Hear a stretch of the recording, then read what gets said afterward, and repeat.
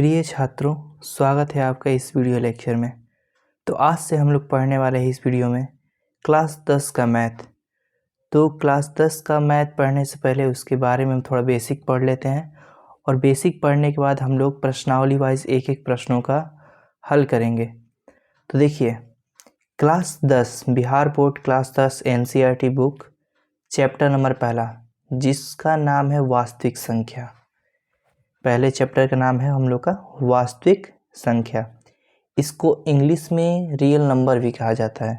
ठीक है, तो सबसे पहले हम समझते हैं कि वास्तविक संख्या क्या होता है। ठीक है, यहाँ पर हमने एक लाइन ड्रॉ कर दिया। ठीक है, अब इस लाइन पे हम समझते हैं कि क्या किधर होता है। देखिए, बीच में सेंटर में हम लोग ज़ीरो मान लेते हैं और ज़ीरो के इधर हम लोग का संख्या जो आता है वो आता है 1 2 3 4 5 6, यानी कि इस तरफ आपका संख्या आता है धनात्मक। ठीक है, अब देखिए इस तरह कौन सी संख्या आती है। इस तरह जो हमारी संख्या आती है उसको निगेटिव कहा जाता है, जैसे -1 -2 -3 -4 -5। इसी प्रकार इधर निगेटिव चलता है, इधर क्या चलता है, पॉजिटिव चलता है। तो इसे आप लिख सकते हैं, इधर क्या चलता है, पॉजिटिव यानी कि प्लस, इधर क्या चलता है, निगेटिव चलता है। ठीक है, आप इसको लिख सकते हैं माइनस। तो वास्तविक संख्या रेखा किसे कहते हैं कि जिसमें प्लस की संख्या यानी कि धनात्मक संख्याएं आती है, ऋणात्मक संख्याएं आती है, शून्य भी आता है। ठीक है, और साथ ही साथ परिमेय संख्या और अपरिमेय संख्याएं, सभी संख्याओं को सम्मिलित रूप से क्या कहा जाता है हम लोग का, वास्तविक संख्या रेखा। तो आप यहाँ पर डिफिनीशन लिख सकते हैं वास्तविक संख्या रेखा का।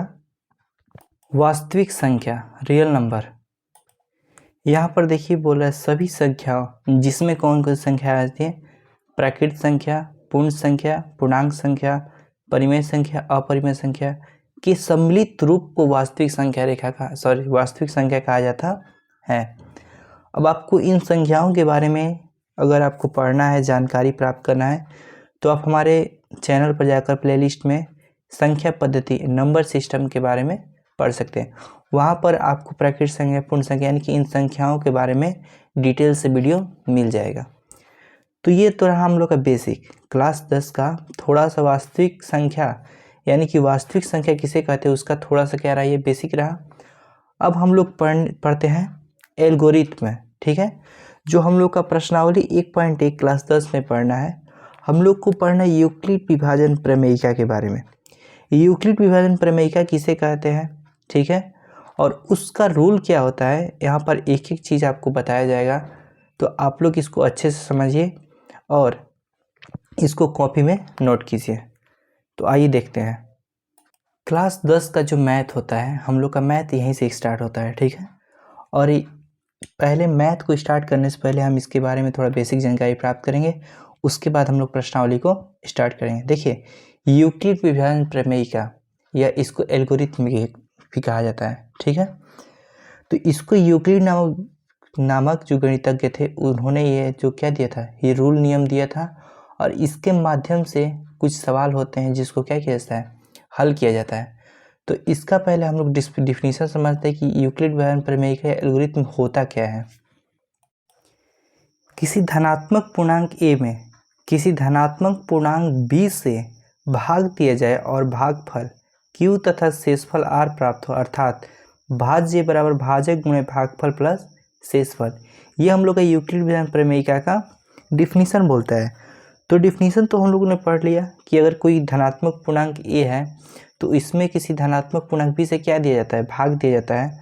तो हमारा जो भागफल होता है q तथा शेषफल क्या प्राप्त होता है, r प्राप्त होता है।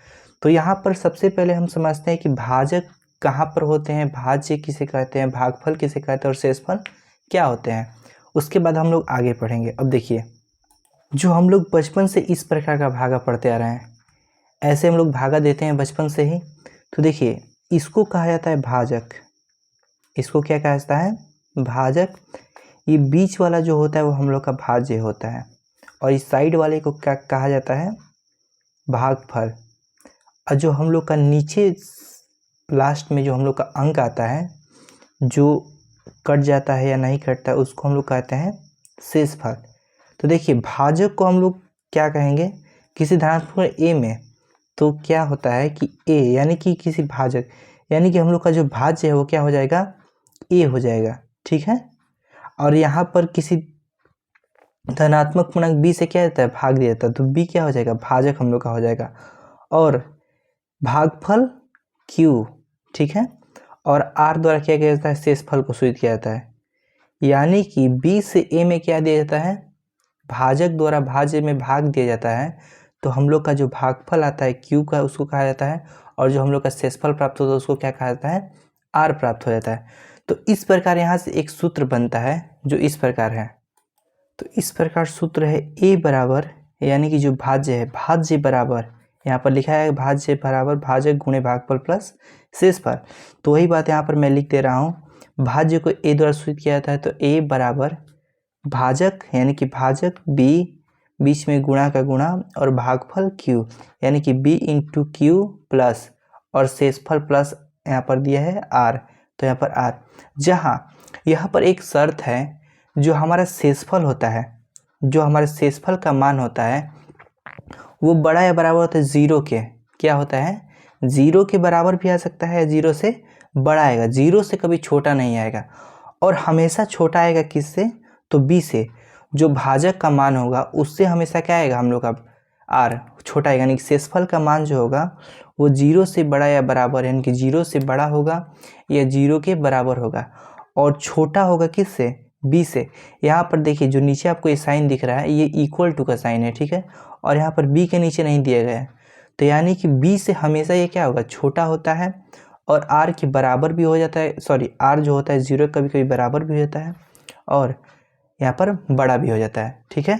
तो a बराबर बी क्यू प्लस r, जहाँ r क्या है, बड़ा या बराबर है शून्य से, और छोटा होगा किससे, b से। अब इस सूत्र को जरूर से जरूर नोट डाउन कर लीजिए, क्योंकि ये जो सूत्र है हम लोग का प्रश्नावली 1.1 से बहुत ही यूज़फुल होगा, ठीक है। और यहाँ पर एक नोट लिख लीजिए, यहाँ पर जान लीजिए। और जो हम लोग का यूक्लिड विभाजन एल्गोरिथम होता है, नियम रूल होता है, उसका उपयोग मौसा यानी कि जो हम लोग HCF पढ़ते हैं, HCF को निकालने के लिए किया जाता है। तो हम लोग का पहला चैप्टर जो है वास्तविक संख्या, उसमें प्रश्नावली 1.1 में हम लोग को क्या पढ़ना है, HCF के बारे में पढ़ना है। और HCF साधारण विधि से नहीं निकालना है, नॉर्मल विधि से जो हम पिछले कक्षाओं में पढ़ रहे हैं उसके विधि से नहीं निकालना है, हम लोग को निकालना है यूक्लिड विभाजन एल्गोरिथम के प्रयोग द्वारा। इसको यूक्लिड विभाजन एल्गोरिथम को यूक्लिड विभाजन प्रमेयिका भी कहा जाता है, आपको ऊपर लिखा है, मैं अभी बताया हूँ। तो यूक्लिड विभाजन प्रमेयिका का उपयोग किसमें किया जाता है, तो HCF में किया जाता है, HCF निकालने के लिए, ठीक है। और यहाँ पर जो भाग देते हैं हम लोग, जिससे भाग दिया जाता है उसको क्या कहते हैं, भाजक कहा जाता है, और जिसमें भाग दिया जाता है उसको भाज्य कहा जाता है, और जो हम लोग का कट छट के आता है उसको भागफल कहा जाता है, और लास्ट में जो बचता है हम लोग का उसको शेषफल कहा जाता है। तो यूक्लिड विभाजन प्रमेयिका का प्रयोग हम लोग किसके रूप में करते हैं, HCF निकालने के लिए करते हैं। तो इस वीडियो में हम लोग का जो बेसिक जानकारी हुआ समाप्त हुआ, और हम लोग अगले वीडियो में पढ़ेंगे प्रश्नावली 1.1 का प्रश्न संख्या 1। तो मिलते हैं हम लोग अगले वीडियो में, धन्यवाद।